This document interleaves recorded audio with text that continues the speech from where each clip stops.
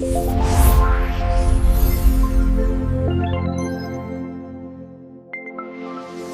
everyone, welcome to my YouTube channel. My name is Arnav Jain and I'm currently working as an SDE2 at Amazon. In this video, we'll be focusing on design patterns. Design patterns are extremely important if you're working as a software development engineer, especially if you're already at the SDE2 level or if you're aiming to become an SDE2 or above. You need a strong understanding of design patterns. If you're preparing for interviews, design patterns are one of the most fundamental concepts you must understand before appearing for any serious interviews. There is really no shortcut around this. Now, let me quickly explain what this series is all about. As part of this series, you'll understand what design patterns are, why we need them, the different types of design patterns, and when and where to use each design pattern. We'll also see how design patterns are used in real world software systems. So, if you have zero knowledge about design patterns, or if you feel confused about when and where to use them, don't worry. I'll be covering everything from scratch, step by step. You won't need to go anywhere else if you follow this series end to end. So, let's get started. First of all, what are design patterns? By definition, design patterns are typical solutions to commonly occurring problems in software development. They help you write code that is scalable, flexible, and reusable. Think of a design pattern as a blueprint, not exact code, but a proven way to design your code. Now let's quickly understand what these terms actually mean. Scalable means your code can grow without breaking existing logic. Flexible means you can change behavior without rewriting the entire code base. Reusable means existing code can be reused to build new features instead of duplicating logic. Now, design patterns are broadly classified into three main categories.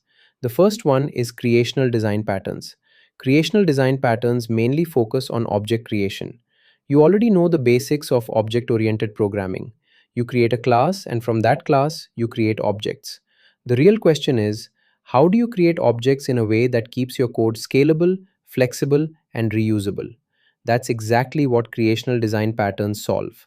Some common creational design patterns are singleton, factory method, abstract factory, builder, and prototype. Let me give you a simple example. Imagine you have a class called petrol car, and you create objects like this. Car 1 equals new petrol car. Car 2 equals new petrol car. Car 3 equals new petrol car. Now imagine this in a real production system with thousands of such object creations. One day, a new requirement comes in. We now want to replace all petrol cars with electric cars. You cannot realistically go and change new petrol car everywhere in the code base. This is where the factory method pattern comes into the picture. Instead of creating objects directly, you pass a car type like petrol or electric and let a factory decide which object to create. Now, if tomorrow you want all cars to be electric, you just change the configuration. You don't touch thousands of lines of code. Even if this example is not fully clear right now, that's completely fine. This is just to build intuition. We'll go deep into each design pattern in upcoming videos. The second category is structural design patterns. Structural design patterns focus on class composition. In simple terms, they define how different classes or objects are connected. Some common structural design patterns are adapter, decorator, facade, proxy, and bridge. For example, imagine you have a legacy payment system with a method called make payment. You also have a new payment gateway interface with a method called pay. Your requirement is simple. Whenever someone calls pay, it should internally call the legacy make payment method. Instead of changing legacy code, you create an adapter. The adapter connects both systems without breaking existing logic. Again, we'll explore this in much more detail later. The third category is behavioral design patterns. Behavioral design patterns focus on communication between objects. They define how objects interact and how responsibilities are distributed. Some common behavioral design patterns are observer, strategy, command, state, and iterator. For example, if one object changes its state, how does another object get notified? That is a behavioral problem, and behavioral design patterns solve exactly this. One important thing to note is this: structural and behavioral design patterns are not the same. Structural patterns focus on how objects are connected. Behavioral patterns focus on how objects communicate.